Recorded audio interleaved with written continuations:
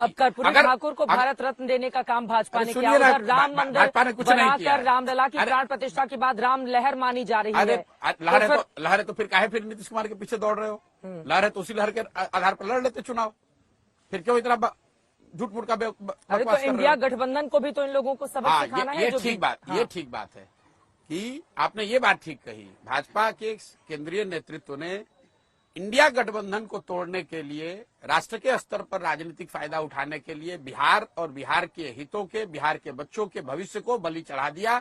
जिस तरीके से किसी जमाने में कांग्रेस लालू जी के कामकाज को ध्यान में न देकर सिर्फ 10, 20, 25 सांसदों के लालच में बिहार की उन्होंने चिंता नहीं की। उनको इससे मतलब था कि लालू जी के साथ गठबंधन करके 20-25 सांसद हमारे आ जाए, बिहार अगर कत्लखाना में जाता है तो जाए, दिल्ली में बैठ के बिहार के लोगों का हंसी उड़ाएं, कहें कि ये तो बड़ा पिछड़ा राज्य है, जातियों में बटा हुआ राज्य है, और वहीं से 20-25 सांसद भी चाहिए। तो जो गलती कांग्रेस ने की लालू जी को बढ़ाकर और इस बिहार के बच्चों की चिंता नहीं की, वही गलती आज पिछले 7-8 वर्षों से भाजपा कर रही है। आप कभी नीतीश कुमार को मुख्यमंत्री बनाने के लिए यहाँ पर साथ वचन बता रहे थे और आज आपके साथ नहीं है तो उनकी इतनी मुखालफत कर रहे हैं। पूरी कर लेने दो, पहले भाजपा से निपट ले, उसके बाद आप मेरी बात पर आइएगा। जी, भाजपा पिछले 7-8 वर्षों से नीतीश कुमार को बिहार पर थोप रही है, क्योंकि बिहार की जनता ने नीतीश कुमार को वोट नहीं दिया है। 2020 में बिहार में सबसे बड़ा दल भाजपा है, तो अगर आपको नीतीश कुमार के साथ भी गठबंधन बनाना है तो आप अपना मुख्यमंत्री बनाइए, और न भी बनाइए तो अगर आपका उप मुख्यमंत्री है तो जो बिहार को लेकर वादे किए गए हैं, बिहार में स्थिति, बिहार में अगर गरीबी है, पलायन है, तो उसकी जिम्मेवारी भी भाजपा को लेनी चाहिए। मुख्यमंत्री आप बनाइएगा और बिहार में जो बदहाली है उसका जिम्मा आप। बीजेपी कह तो रही है जंगल राज था, इस वजह से तंग होकर अच्छे हो गए, बीजेपी के साथ शामिल अच्छे हो गए हैं। तो अभी आगे लॉ एंड ऑर्डर पे काम आगे पिछले 5 वर्ष से तो इन्हीं के साथ सरकार में थे।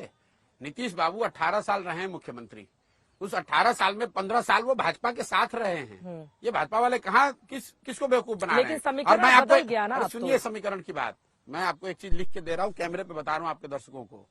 इस निर्णय का बहुत बड़ा राजनीतिक खामियाजा बिहार विधानसभा चुनाव में भाजपा को उठाना पड़ेगा। जिस तरह इसलिए भुगतेगी, जिस तरह कांग्रेस को लोगों ने बर्बाद कर दिया बिहार में, क्योंकि लोगों ने कहा कि लालू यादव की ताकत नहीं थी कि बिहार में ये कर सके, उसको कांग्रेस की मदद से लालू यादव कर पाए।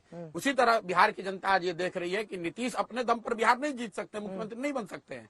इन नीतीश कुमार को हम लोग पर थोप रही है भाजपा, तो इसलिए दोष भाजपा का है और भाजपा को इसकी कीमत चुकानी पड़ेगी। आप ये मेरा विश्लेषण रिकॉर्ड करके रखिए, और विधानसभा में भाजपा को इसकी भारी कीमत अगर न चुकानी पड़े तो आप मेरा गर्दन पकड़ लीजिएगा, और आप किसी भी सामान्य भाजपा के कार्यकर्ता समर्थक से जाके बिहार में बात कीजिए, वो कैमरे पे तो नहीं कहेगा डर के मारे, लेकिन ऑफ द रिकॉर्ड वो यही कहेगा कि नहीं, प्रशांत किशोर जो कह रहे हैं वो ठीक बात है। नीतीश कुमार के बड़े हितैषी बन रहे हैं। हम क्या बात कह रहे हैं? 25 को खामियाजा हम क्यों हितैषी बनेंगे? हम तो आकलन करके आपको बता रहे हैं कि ये लोगों को लग रहा है दिल्ली में बैठ के कि कोई भाजपा ने बहुत बड़ा तीर मार लिया है।